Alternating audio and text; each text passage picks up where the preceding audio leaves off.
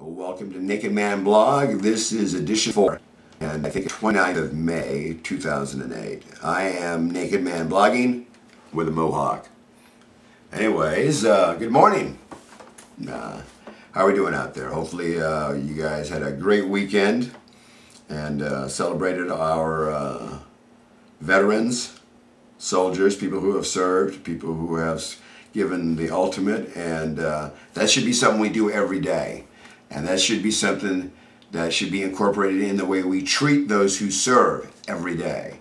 And I read the news and I'm troubled that our American veterans, those that are serving in Iraq and Afghanistan and Kosovo and other places, are treated like second-class citizens, not by we the people, but by we the people as represented by the government. And so that falls on us to really start getting proactive and looking at what we are sending to Washington.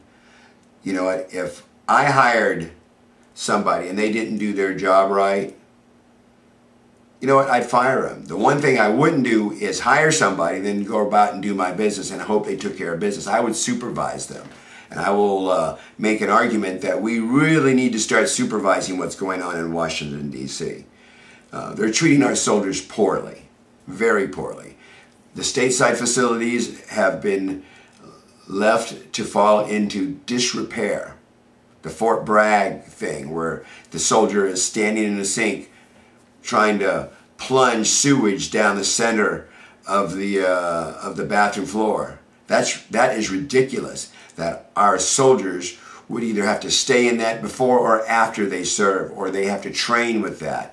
The fact that they went to Iraq without the appropriate armor and without appropriate body protection and bullets and ammunition, that's ridiculous. The fact that there's a memo out there that said that the Department of Veterans Affairs was going to purposely avoid diagnosing PTSD, post-traumatic stress disorder, so they wouldn't have to pay to fix it. That is criminal. That is worse than what happened after Vietnam, where the American people as a group looked at these people as second-class citizens. Now they have codified, we the people, the government, Washington, D.C., the Veterans Affairs, Veterans Administration have codified these people as second-class citizens. They have said that they're not going to get either equal pay. That means if you were a reservist and you serve, you don't get the kind of benefits that the regular Army gets. And most people would agree that if you're getting shot at, whether you're a reservist or whether you are a regular Army, or whether you were a long time or short timer, you deserve the GI Bill for the college fund. You deserve premium health care, premium mental health care. You deserve whatever it takes to get you reinserted back into society as a functional citizen. And you deserve some type of compensation for the time that you gave up or the time your family gave up while you served. And if you died in the line of duty, you deserve more. Your family deserves more. Let's not let this Memorial Day pass without being proactive as individuals and supervise our friends that we elected in Washington so that they know what we expect them to do for our veterans. Okay, that's the serious part of this.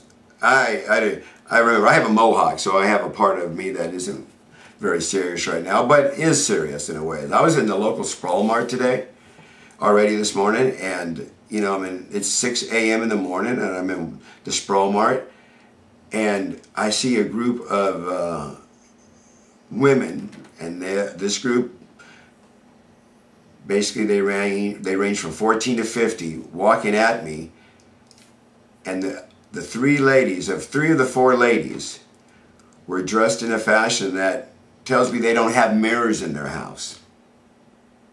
Now I have big mirrors right over here, and I think I am naked. So naked man sees himself naked, and I think being naked helps me dress myself because I know what is appropriate for my shape. And clearly these three young ladies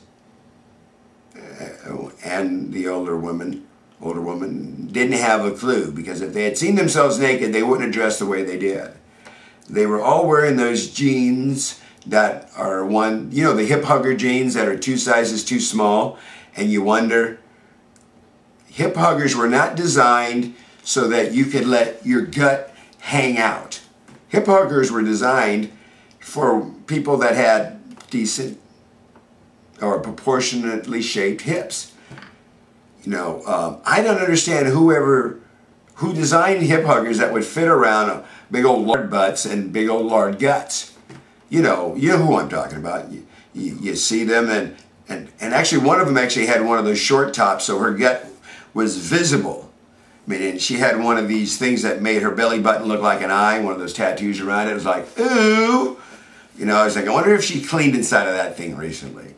Because given the fact that everything else, I mean, you could not see where her belt was. Her stuff hung over so badly.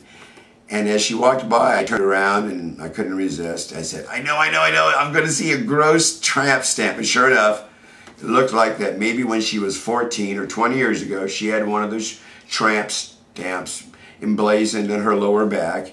And clearly, age, sun, and the buffets had affected the quality of her original tattoo, because it looked like the one on my grandfather's forearm, and he's 95. Now I understand my 95-year-old grandfather's anchor being distorted. That's a 70-year-old tattoo. But when your 10-year-old tattoo has lost all form because you have lost control of your common sense, your ability to take care of yourself, or you thought that light beer was going to save you.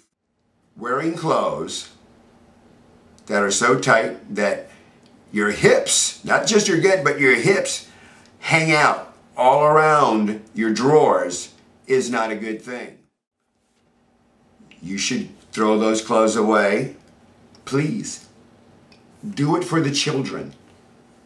You scare little children in the Sprawl Mart store when you walk by them and your stuff is hanging out.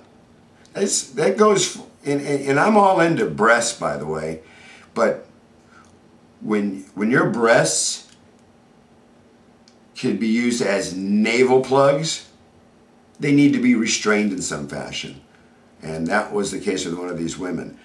It wasn't attractive at all, and the only thing that saved me was the fact that I had not had my breakfast yet, because I'd have probably just regurgitated right there on the floor. I'd have looked like some kind of a bird feeding the floor.